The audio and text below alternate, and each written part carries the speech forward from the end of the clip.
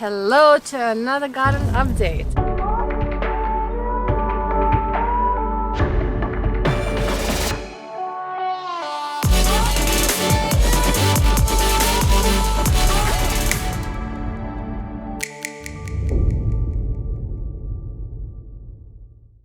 In this vlog series, I am transforming an old 3-story house into an eco home while living in my van conversion.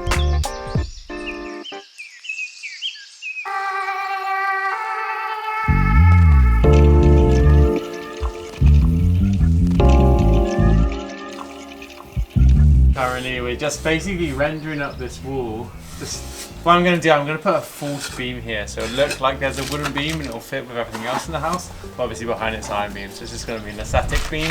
Cover this up, and I will bring a bit of wood underneath here. I think it's an easy way of doing it. And now we're basically just going to render around. We're going to leave a gap here because we're going to have to bust in a hole for the balcony support. But yeah, we're just having an attempt at basically starting to render and tidying up the places. The shit bit's going to be the very top of the roof, but like we can do all this without the ladder because my ladder never arrived, so I'm going to have to buy another ladder.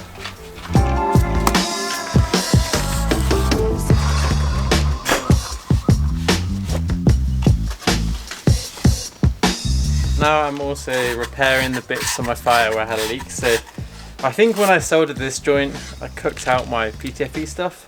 So I'm just going to basically prepare this and get it back in and solder it all back up. And then downstairs I've redone a whole section because it's just going to be a pain to kind of get out and clean. So just cut it out, I'll put a whole new bit in. And I think that's going to do the job. Hopefully after that I'm going to be like watertight in my system, and all my jiggery pokery up there will mean I can basically get it going to a point where all I've got to do is wire up 2 things and I could potentially test the fire. So it's kind of cool. Let's just sand this down. So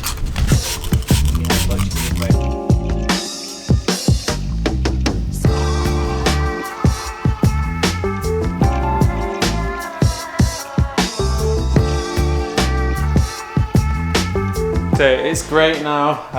The header tank is full. The mains bypass made it really fast to fill my central heating, and there are no leaks here, there's no leaks downstairs. And on the back of the fire, it completely solved the problem having the speed. Just a little valve I've got in here, and I can just basically take care out the fire, and it was raging at first. And downstairs the plumbing is all fixed. I put an entire new section in, which basically meant that, well, it's just like, basically the first time I did this section, I made like a bit of a mistake in that I actually just made the whole thing like the mirror image of itself, which was like a real pain.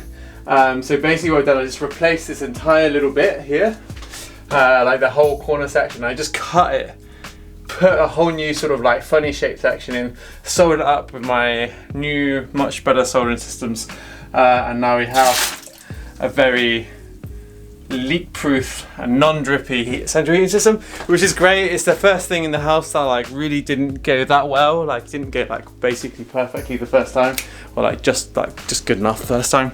So it's great that that's working. And actually, if I wanted to, right now I could light the fire because I can just plug the pump in manually through like I've just got an extension lead. It won't be running off the sensor, but I can just run it. So maybe later we'll fire this bad boy up.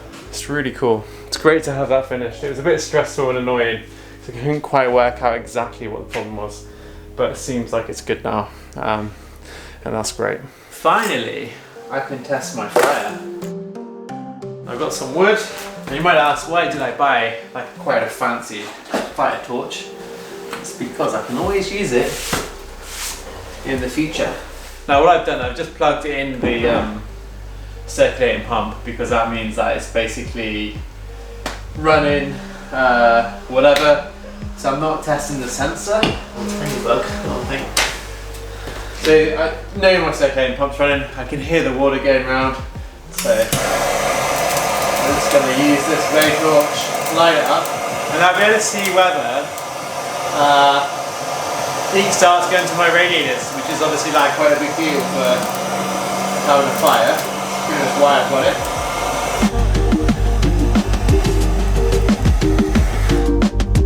So it's fully open, so hopefully this will kind of catch. It's a bit damp, the wood.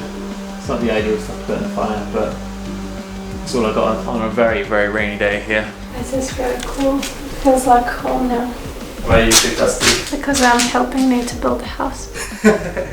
Turns out I'm not allowed to take type 2 breaks while days working. Yeah. If I work, everyone must work. Yeah.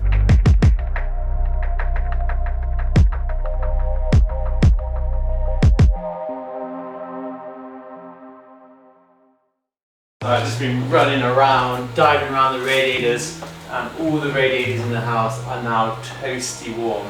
And like, I mean, at the moment it's weird because it's June, but it's like 15 degrees, it's pretty cold, humid day, and just the fire on for a very short period of time, house is toasty. Really cool.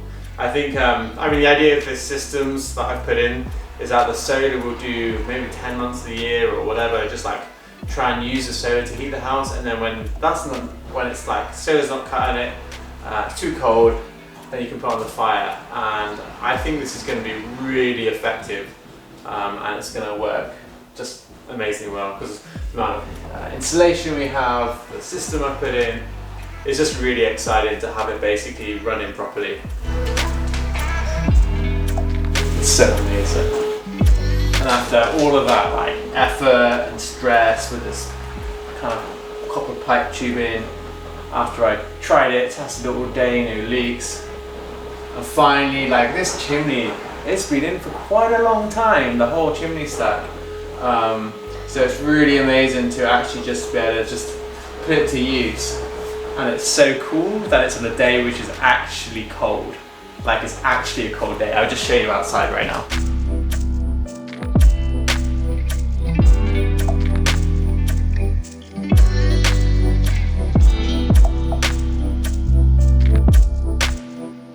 Now we can enjoy the sofa, a bouldering pad, by the fire.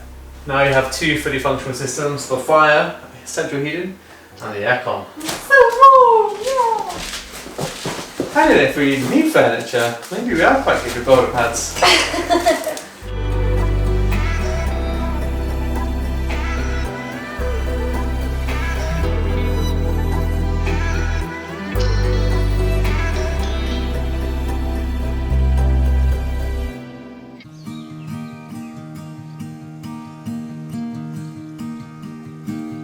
Hello to another garden update. So today I'm gonna quickly show you what we already can harvest, because now after a lot of rain we have a lot of heat and things are just exploding. Just like this little garden which is now almost fully grown beetroots and carrots. Planted some new little beetroots and some celery over there. Also, in this update, I want to share what would I do a little bit differently. I would definitely buy seeds from a better shop than just a local shop of everything, because some of the seeds or most of the seeds from there just didn't grow at all. Last year I tried to have a permaculture garden and like planted little stuff everywhere which supports other stuff, and there was like zero structure apart from like the patch of things that cooperate together, so it's really hard to maintain, and some things just even got lost under the leaves. It didn't work for me because I just forgot those plants. So this year I chose a patch and planted things that grow together with each other, but I did it in line, so at least in like sections. As we can get compost from the local municipality like in tons for free, there's no big need really for this type of compost bin. However, I quite like it. I made it. I think first thing that I would do differently, I would do my garden without doing the plastering at the same time, because then the garden would be much less abandoned. I planted so many things. I still have like things in the beds that are not transplanted in the garden because I don't have any more space in the garden. This is my whiny plants plus carrots. It's really weird. So all of the carrots that I grow from last year or from this year are maximum like this big, but quite fat. Here, you might think that there's nothing, but you are wrong. This is my pepper patch. You can see 6 big peppers. This is another thing that I would do differently next year. I would plant the peppers in a really warm room at the end of January, maybe beginning of February, because they took at least 2 months to sprout. Last year all this was really unfertile soil, and I think it was a great idea to put quite some chicken poop plus compost and then dig a lot. Well, this is one type, second, third and fourth type of tomatoes, and they are doing amazing. They were quite slow at the beginning. When the heat came after the water, they're doing pretty well. All around my patches you can see these flowers. This is the marigolds that my mom brought me from Lithuania. They apparently are very good as companion plants, and they don't let bad insects to come in your garden. Maybe this is another thing that I would do a little bit differently. I would pay more attention where is the sun and where's the shade during the daytime, because this is aubergines and they love sun. And it's what, like 11 a.m. already, and there's still no sun, and morning sun apparently is the best. I also have some experimental plants in between my 2 different aubergines. It's okra. Okra is supposed to be a really beautiful plant, so I'm quite excited how it looks. Artichokes grow only for 2 years. This is a good example of a 1-year-old artichoke. It's doing really good. I think next year what I definitely gonna do is double the potato bit. I'm Lithuanian, I love potatoes. Me and my mom pruned trees quite brutally, and it gave so much fruit this year. We pruned drastically this pear, and look, it's full of fruits. It's amazing. I also pruned the fig tree. A week ago I checked it and there were no figs, but now look at this. Also, from the last year I still had some radishes, and I just left them to grow and they became like kind of a radish bush, and now they are dried, and I have some my own grown radish seeds. Remember when I said that last year my plums were like this big? Now look at them, they are much bigger. With a neighbor, with Hattie, we ordered quite a lot of perennial plants that will be good to grow in between the rocks.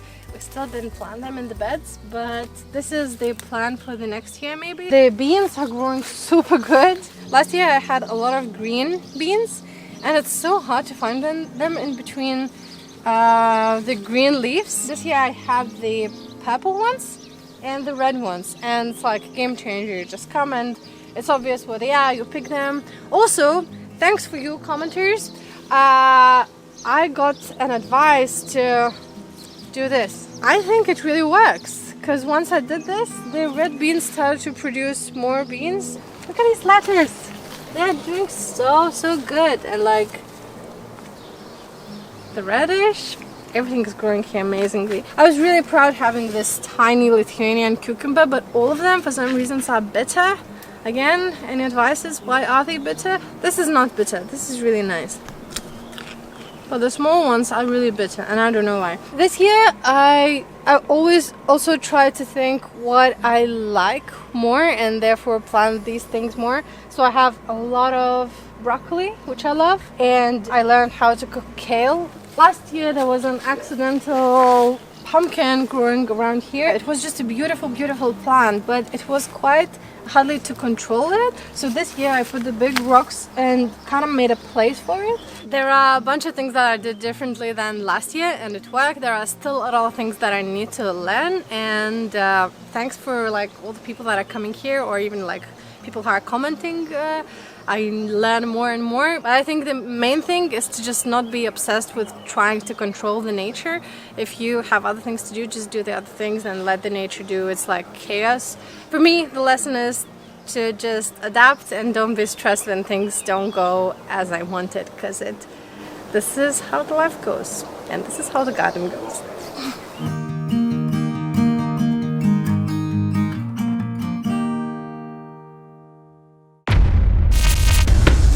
Now, as you can see, opens us up a lot.